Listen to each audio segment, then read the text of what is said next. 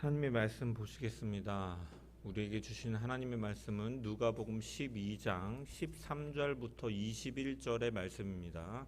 누가복음 12장 13절부터 21절의 말씀입니다. 하나님의 말씀을 제가 봉독합니다. 무리 중에 한 사람이 이르되 선생님 내 형을 명하여 유산을 나와 나누게 하소서 하니 이르시되 이 사람아 누가 나를 너희의 재판장이나 물건 나누는 자로 세웠느냐 하시고 그들에게 이르시되 삼가 모든 탐심을 물리치라.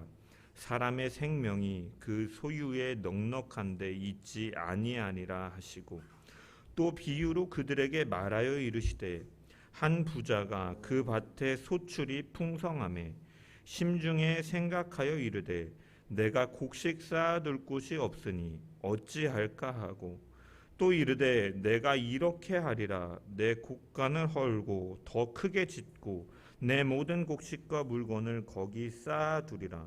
또 내가 내 영혼에게 이르되 영혼아 여러 해 쓸 물건을 많이 쌓아두었으니 평안히 쉬고 먹고 마시고 즐거워하자 하리라 하되 하나님은 이르시되 어리석은 자여 오늘 밤에 내 영혼을 도로 찾으리니 그러면 내 준비한 것이 누구의 것이 되겠느냐 하셨으니 자기를 위하여 재물을 쌓아두고 하나님께 대하여 부유하지 못한 자가 이와 같으니라.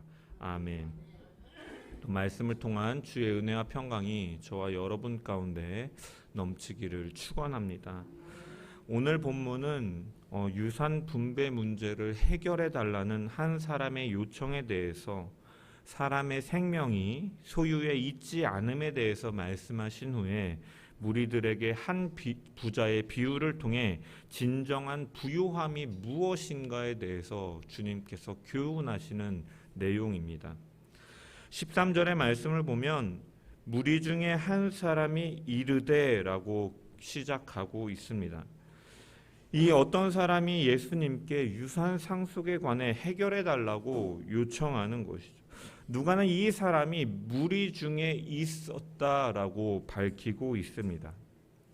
그런데 우리가 유심히 봐야 될 것은 누가복음을 기록한 누가는 12장에 있어서 예수님께서 하시는 말씀을 분명하게 나누어서 밝히고 있습니다. 이 무리와 제자로 구분해서 그 대상을 조명하고 있는 것이죠. 그래서 1절부터 12절까지는 보면 1절에 보면 제자들에게 하셨다. 먼저 제자들에게.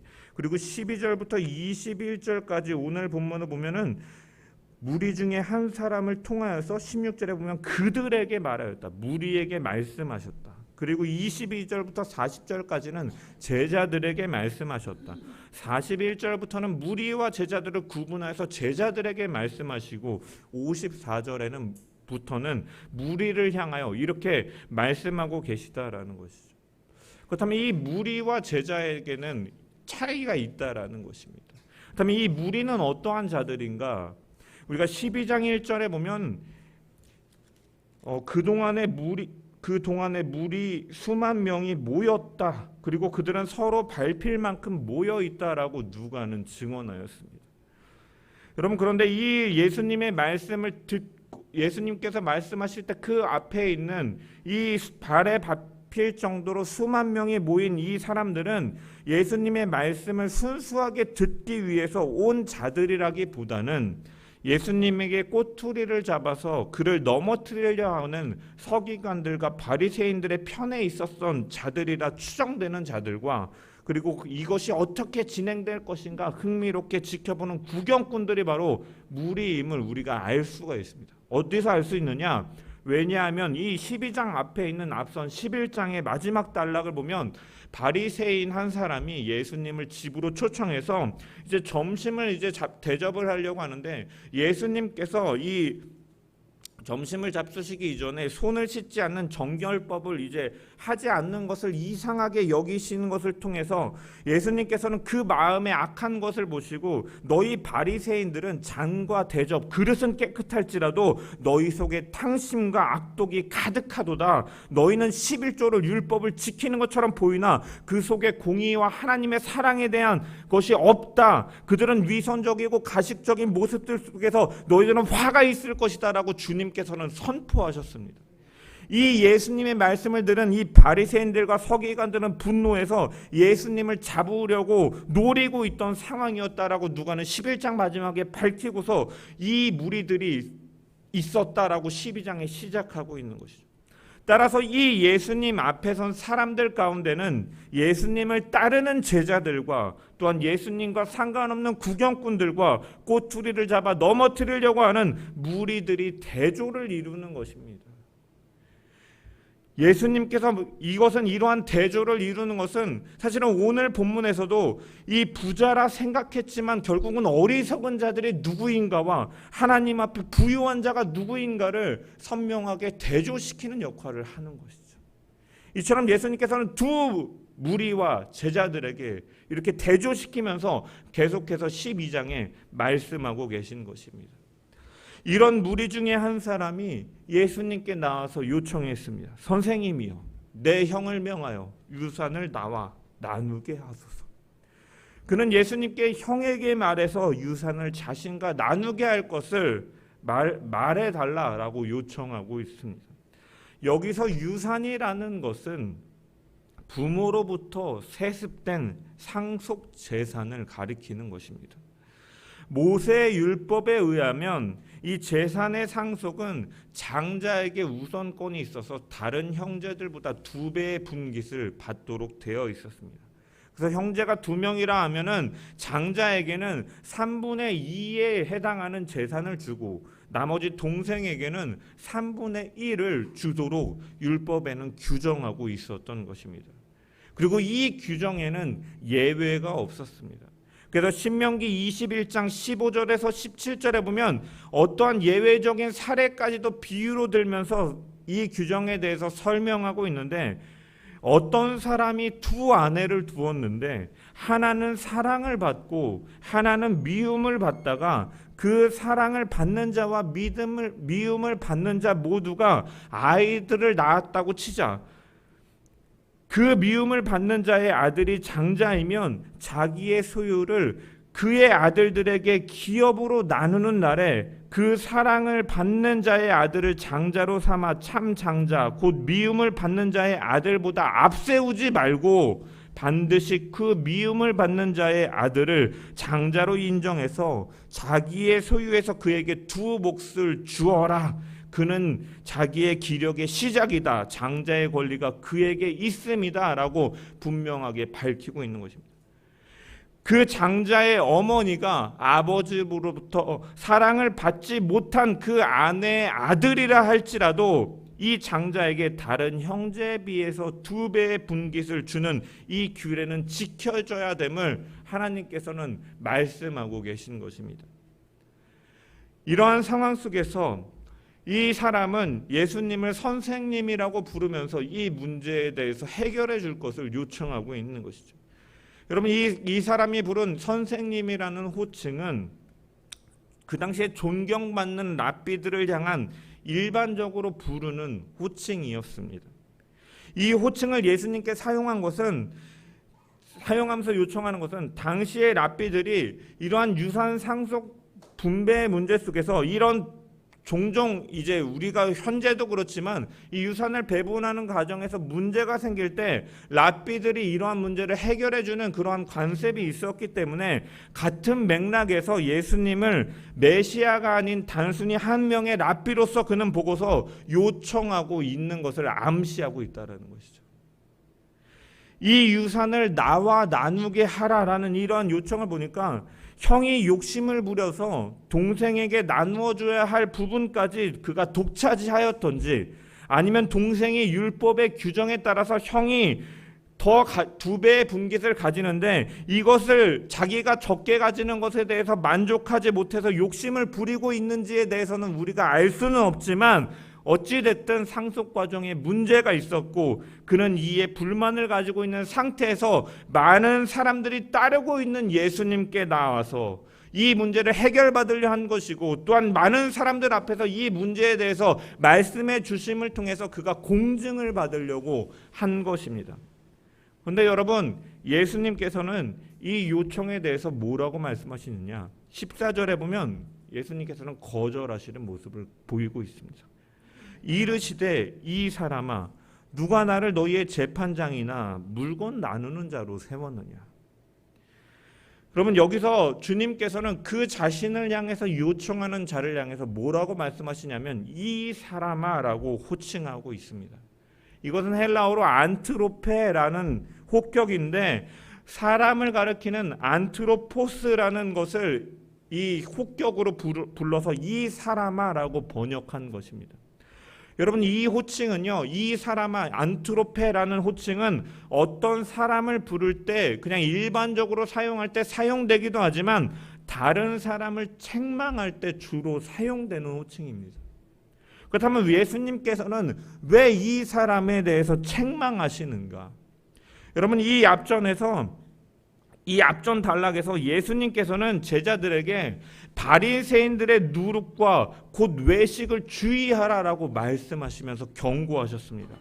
바리새인들은 하나님을 믿는다고 하지만 실제 그들 중심 가운데는 하나님을 향한 사랑과 하나님의 공의가 없으며 예수님은 제자들에게 이러한 거짓 종교들이 너희를 위협하니 너희들은 그들의 외식이나 그들의 그러한 종교적인 행위들을 삼가라라고 경고하셨습니다.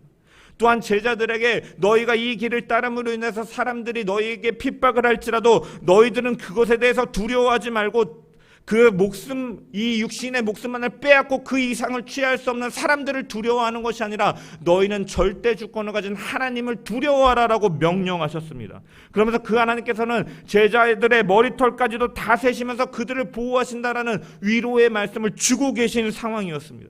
그렇기 때문에 너희는 예수를 주로 시인하는 곳에서 담대하라라고 말씀하고 이러한 상황 가운데 성령께서 그들이 마땅히 할 말을 가르치실 것이니까 너희는 하나님을 의지하고 성령을 의지하는 가운데 주님의 증인으로 살아라. 핍박과 박해 속에서도 담대하라. 하늘을 보고서 너희는 담대하게 믿음을 잃지 말고 신앙의 길을 걸어가라라고 말씀하고 계시는 상황이었다라는 것입니다. 신앙생활에 대해서, 믿음에 대해서, 하늘의 것에 대해서 말씀하고 계신 이러한 상황에서 갑자기 무리 중에 한 사람이 나와서 예수님께 자신의 유산 문제를 가지고 와서 자기 편에 서서 말씀해달라고 요청을 하고 있으니까 예수님께서는 그것을 보시고 그를 책망하고 계신 것이에요.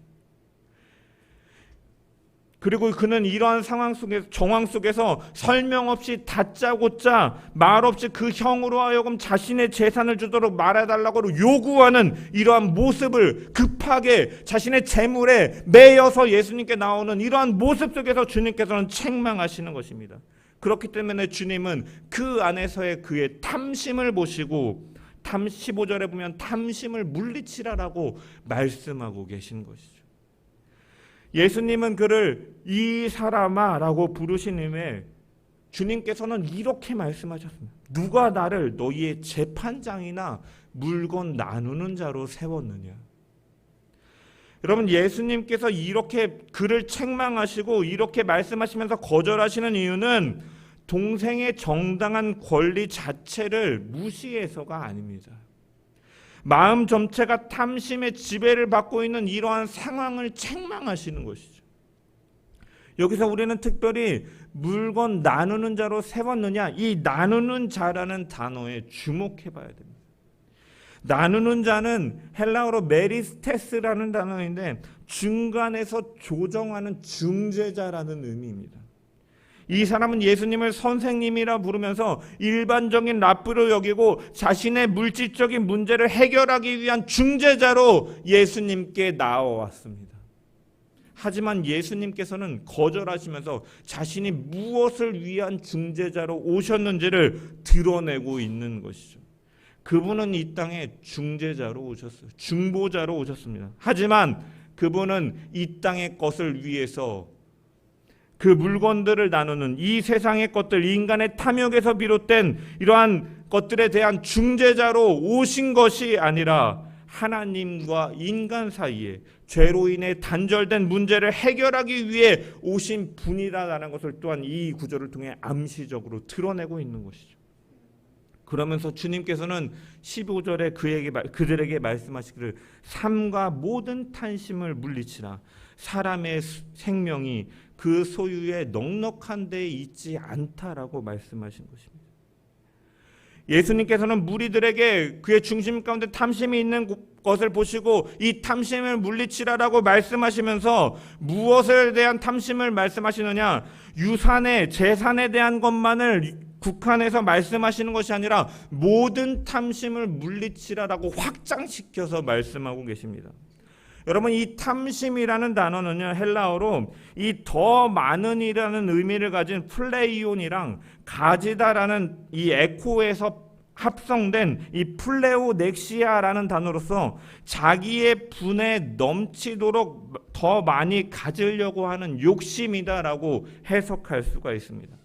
따라서 모든 탐심이라 말씀하시는 것은 단순히 재물에만 국한되는 것이 아니라 과도하게 욕심을 부려서 가지려고 하는 자신의 시간이라든지 관계라든지 자신의 명예와 같은 모든 세상 가운데 속한 모든 것을 주님께서는 가르치시면서 이러한 마음을 물리치라라고 말씀하고 계신 것이죠.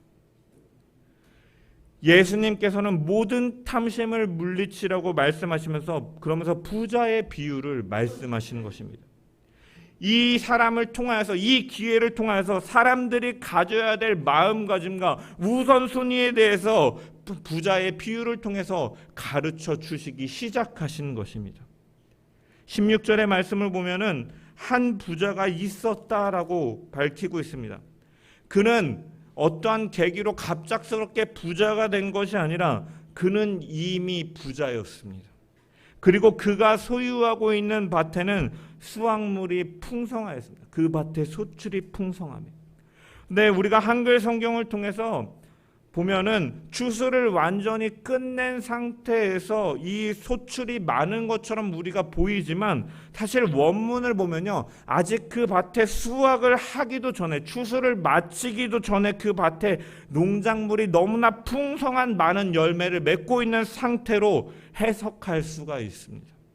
즉 이 사람의 고가는요, 이미 올해 수확으로 인하여서 풍성해지는 상황이 아니라 이미 여러 해 쓸 물건들로 가득 차 있는 상태, 밭에서 새롭게 얻게 될 곡식을 저장할 수가 없는 그러한 상황. 즉 이러한 관점에서 보면 그 사람은 갑자기 올해 농사가 잘 돼서 부유해진 것이 아니라 이미 창고에 여러 해 동안 쓸 물건과 곡식이 가득해서 또한 창고를 확장해야 될 정도로 풍성한 곡식이 지금 이 순간에도 기다리고 있는 매우 여유 있는 자라는 사실을 보여주는 것이죠.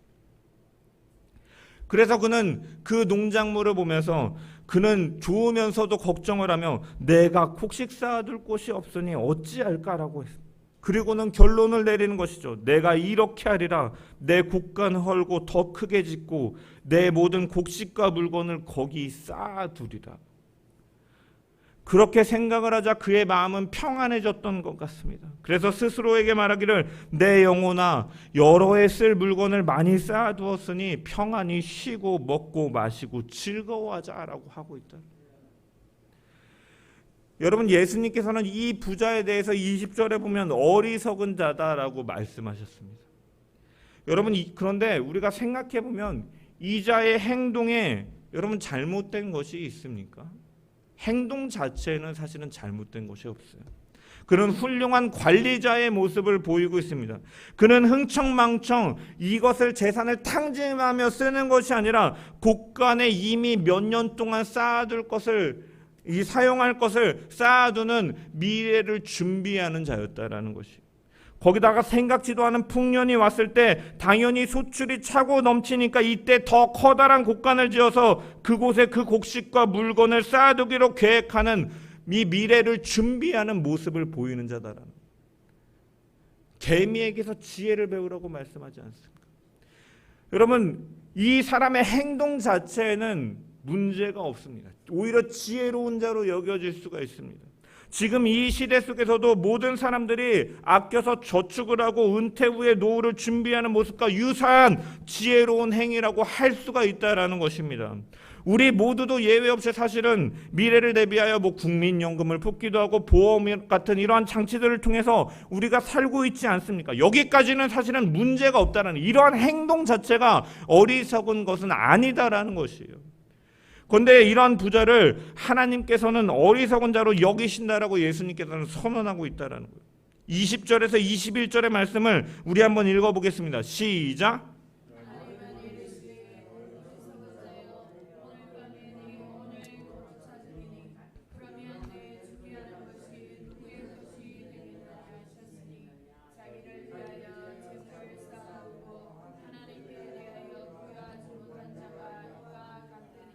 아멘.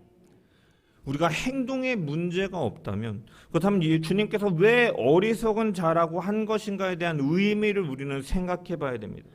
주님께서는 그에게 이렇게 정의하셨습니다. 하나님께 대하여. 여기 보면은 그는 자기를 위하여 재물을 쌓아두고 하나님께 대하여 부유하지 못한 자다라고 말씀하셨습니다. 하나님께 대하여 부유하지 못한 것, 그것이 어리석은 것이다라고 정의하고 있는 것이죠. 여러분, 이 어리석음은 하나님께 대한 것이고 행동이 아니라 하나님께 대한 것이고, 하나님과의 관계에서 어리석은 것은 곧 악한 것을 의미하는 것을 우리는 시편을 통해서 볼 수가 있습니다. 시편 14편 1절에 보면 어리석은 자는 그의 마음에 이르기를 하나님이 없도다 라고 고백하고 있는 것이죠. 결국 이 어리석음은 그 행동 자체가 문제가 아니라 그 행동을 하고 있는 이 사람의 마음 속에 하나님을 향한 마음이 없다라는 것이 문제이고, 이것을 악한 것으로 보시고 주님은 어리석은 것으로 보셨다라는 것이에요. 그렇다면 무엇을 통해서 주님은 그의 어리석음, 하나님 없음을 알 수가 있느냐? 먼저는 그가 자기 중심적이었음을 우리가 발견할 수가 있다라는 것이에요. 17절에서 19절에 보면 부자가 혼자 심중에 한 말들을 우리가 살펴보면 반복되는 단어가 있습니다. 무엇입니까? 바로 내가라는 주어가 반복되어 있어요. 17절에 보면은 심중에 생각하여 이르되 내가 곡식을 쌓아둘 곳이 없으니 어찌할까? 또 18절에 보면 내가 이렇게 하리라. 내가 곡간을 얼고 더 크게 짓고 내 모든 곡식과 소유를 거기 쌓아두리라. 19절에 보면 내가 내 영혼에게 이르되 내가 나의 곡식들, 내 곡간, 내 곡식과 물건, 내 영혼과 같이 자기의 소유를 반복해서 강조하고 있는 것입니다. 이처럼 그는 자기 자신의 재물과 소유와 평안과 휴식과 쾌락에 대한 관심과 욕심으로 그는 충만했던 것입니다. 이기적인 사람이었던 것입니다. 그리고 그는 자기가 얻은 물질을 자기 것이라고만 생각했던 사람인 거예요. 자기의 소유로만 생각해요. 그는 그가 얻은 풍작이 먼저 날마다 일용할 양식을 베풀어 주시고 공급하여 주시고 은혜를 주시는 하나님께 온 것이고, 하나님께서 허락하지 아니하시면 아무것도 얻을 수 없음을 그는 알지 못하였고, 그는 자신이 이룬 성취, 자기가 소유한 것으로만 생각하고 있다라는 것입니다. 그러다 보니까 하나님께서 허락하여 주신 것이다라는 생각을 하지 못하니까 어떻게 됩니까? 가난한 사람을 기억하고 그들을 향해서 긍휼을 베풀고 선대하라라는 그 말씀을 기억하지 못하고 자신만을 바라보는 것이죠. 그의 계획에는 하나님과 이웃에 대한 배려가 없다라는 거예요. 구제가 없다라는 거예요. 곡간이 부족할 정도로 풍성하고 물건도 많이 있지만 남들에게 나눠주거나 가난한 과부와 고아와 나그네를 선대하는 이러한 모습들을 생각하지 않고 그저 더 큰 곡간, 더 많은 곡식간을 지으려고만 하는 그러한 생각 속에 사로잡혀 있는 것입니다. 여러분, 노후를 준비하는 것 자체가 문제가 아니라 그는 이 자신의 것, 나의 것, 내가 이룬 것, 내가 이룬 업적이라는 그런 생각에 매몰됨을 통하여 하나님께서 내게 맡기신 것이라는 것을 생각하지 못하고 이러한 생각 속에서 그의 인생의 목적은 잘못된 방향으로 흘러가는 것이죠. 19절에 보면 그는 스스로 말하기를 내 영혼아 여로해 쓸 물건이 많이 쌓아두었으니 평안히 쉬고 먹고 마시고 즐거워하자라고 생각이 귀결되고 있는 것입니다. 즉 그에게서는 재물을 많이 쌓아두고 평안히 쉬고 먹고 마시고 즐거워하는 현재의 것밖에는 다른 관심사가 없게 되는 것입니다. 하나님을 기억하지 못하고 자신의 업적과 소유만을 생각하면서 그것에 대해 심취되고 매몰되니까 그것이 인생의 전부라고 착각하고 물질로 모든 것을 할 수 있다는, 먹고 마시고 즐거워하고 평안할 수 있다는 그러한 만능주의야 행복이 여기서부터 나온다라는 그러한 사고가 생기게 되는 것입니다. 그러게 되니까 바라봐야 될 하나님의 상급을 바라보지 못하고 하늘을 바라보지 못하고 이 땅에 안주하면서 오늘만을 즐기며 자신의 정욕과 쾌락만을 위하여 살아가는 인생으로 나아가고 있는 것입니다. 이것이 바로 어리석은 것이고 이것이 바로 하나님 없는, 하나님 앞에 부유하지 못한 자의 모습이다라고 주님께서는 책망하고 계신 것입니다. 그가 가지고 있는 넓은 토지, 그 토지에서 나온 풍자, 그리고 그가 이미 가지고 있던 재물이 그의 눈을 가린 것이에요. 이제 곳간을 새로 지어 추수할 것을 쌓아두면 마음대로 즐길 수 있게 살 수 있게 되었다라고 생각하며 자신의 미래가 탄탄대로라고 생각한 것입니다. 여러분, 오늘날에도 많은 사람들이 이러한 생각으로 살아가고 있다는 거예요. 이 땅에서의 번 물질, 수고하고 얻은 것들은 너무나 귀합니다. 하지만 우리가 그러한 것들을 바라보면서 우리가 나의 노력과 나의 성취로만 얻어진 것으로 생각하면서 그 속에 하나님께서 내게 주셨다라는 사실을 생각하지 않는다면 청지기로서 주인께서 맡기신 것에 대한 책임감으로 살아가게 되는 것이 아니라 자신의 욕심을 위해 살게 되고, 우리는 더 이상 하늘의 것과 하늘의 상급을 바라보면서 사는 것이 아니라 이 땅의 오늘만의 만족을 위해서 나의 정욕과 쾌락과 먹고 마시고 즐겁고 이 땅에서의 평안만을 위해서 살게 되는 것입니다. 자기만 생각하게 됩니까? 많은 교회들이 코로나 이후에 무너지고 있다고 말해요. 더 이상 모이지 않는다 그래요.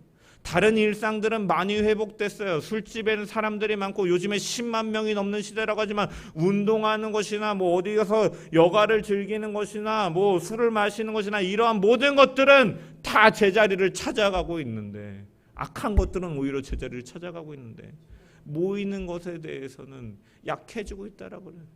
코로나 이전보다 많은 교회들이 줄었다라고 말을 합니다. 여러분, 왜 그렇습니까? 하나님을 향한 마음이 없이 이 땅의 것들로 매몰되어 버렸기 때문에, 하나님을 잊어버렸기 때문에, 그러다 보니까 하나님을 기억하지 못하고 자신의 것들을 자기의 것으로만 생각하면서 나를 위해서 즐기고 만족하고 사용하고 이렇게 되는 것입니다. 시간이나 자원이나 물질이나 할 것 없이. 이것은 어리석은 것입니다. 하나님께 부유하지 못하다는, 그는 부자는 하나님을 기억하지 않았습니다. 그 많은 곡식을 어디에 쌓을 것인가만 생각하지 그 많은 수확이 어디로부터 왔는가, 누구로부터 온 것인가에 대해서는 생각하지 않고 하나님은 그의 심중 가운데였고, 따라서 그는 은혜에 감사할 줄도 모르고 하나님께 영광 돌리지도 못하는 그러한 삶을 사는 것입니다.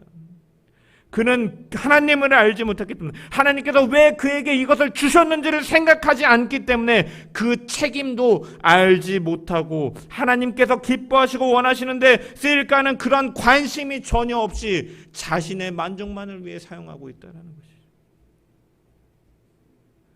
우리가 하나님에 대해서 인식하고 살아갈 때 우리에게 맡겨진 하나님께서 주신 물질과 시간과 자원과 재능과 이러한 모든 것들의 방향이 바뀌게 될 줄 믿습니다. 왜? 하나님께서는 우리에게 계획 가운데서 이러한 것을 주셨기 때문에 우리는 방향이 바뀌게 된다. 하지만 이것이 없는 사람은 결국은 자기만을 위해서 살게 된다라는 거예요.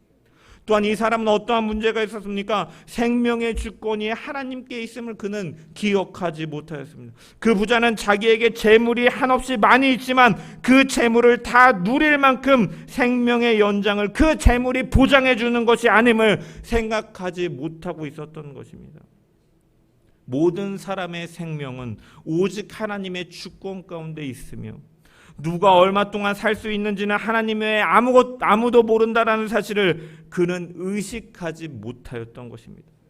그날 밤이라도 하나님께서 불러가시면 그는 쌓아놓은 많은 재물은 다 남의 것이 되고 그 재물을 즐기지 못할 사람이 오직 자기뿐임을 그는 알지 못하고 살았던 것입니다. 그것이 바로 그의 어리석음이었던 것이죠.